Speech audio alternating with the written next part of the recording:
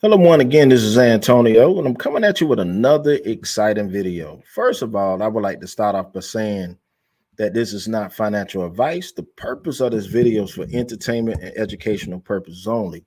Also, for those that don't know me or don't know anything about this channel, on this channel, we speak about stock, cryptocurrency, personal and business credit. So we actually subscribe to this channel, and we'll be dropping great content over this channel. We want to expand the channel, make better content on the channel. But without further ado, let's get into it. We're talking about Adidas and what's going on with Adidas.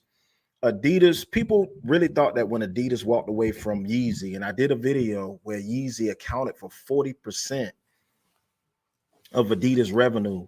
And people really think that people were rocking Adidas because Beyonce or Trey Young rocked with the company. Nah, people was wearing Adidas because of Kanye West. For Foot Locker to say that they won't carry Yeezy anymore, what y'all carried socks? Because everybody know that every edition, whether you like Yeezy or not, they sold out before you can even um, get a chance to get to it. You had to be on a waiting list to even get to the Adidas aspect of everything. So let's call a spade and not let's not lie about things. So right now, the market right here makes it seem that Adidas is doing pretty good, and it's not. And we're going to break down why it's not. Yesterday, the market opened at $118.75. The high was $118.75.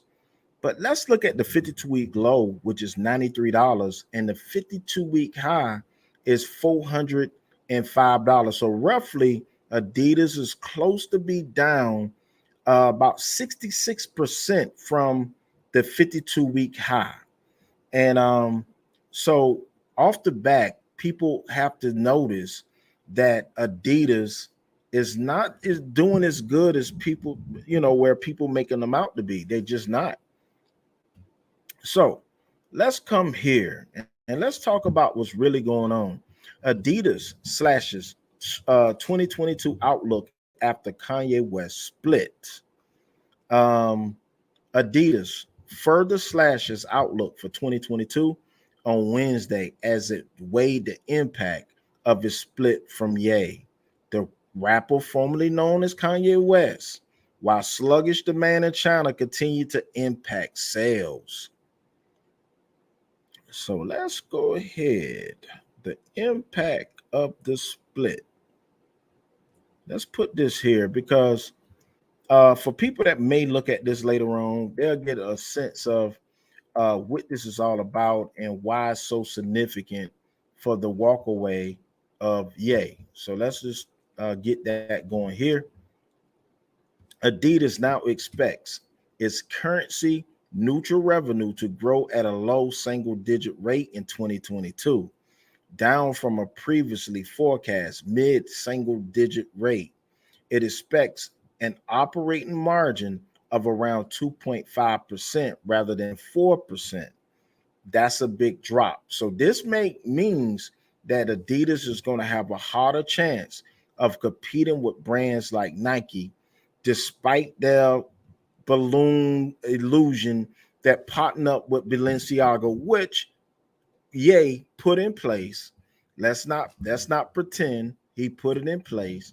And I'm not pounding the drum for Ye or formerly known as Kanye West. It is what it is.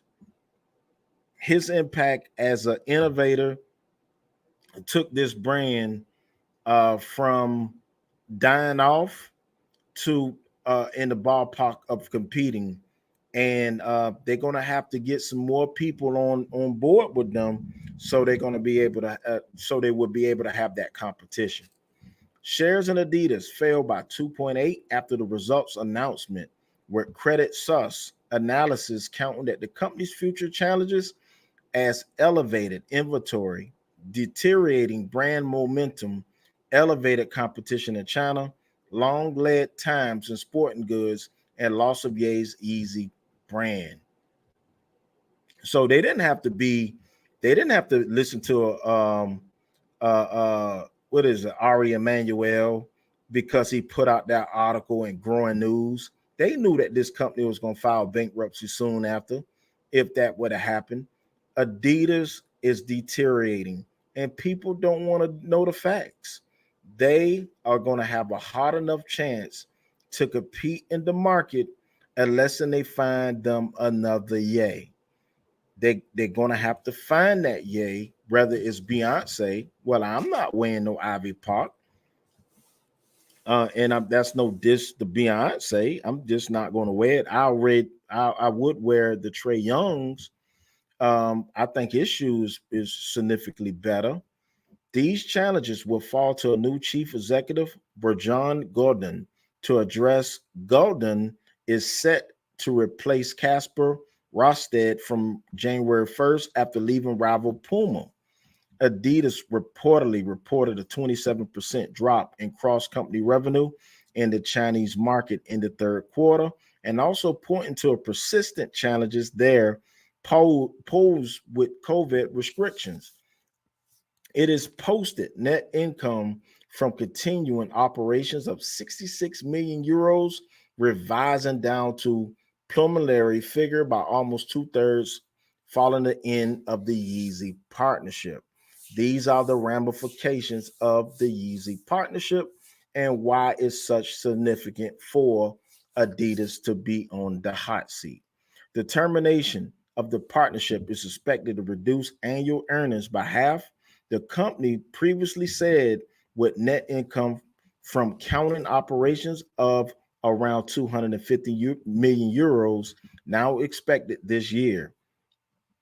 One-off costs are expected to total almost 300 million euros, mainly linked to Adidas' exit from Russia, as well as a negative tax effects related to the split from Ye. You see all these ramifications after something to do with the split from Ye. It's a big, significant split.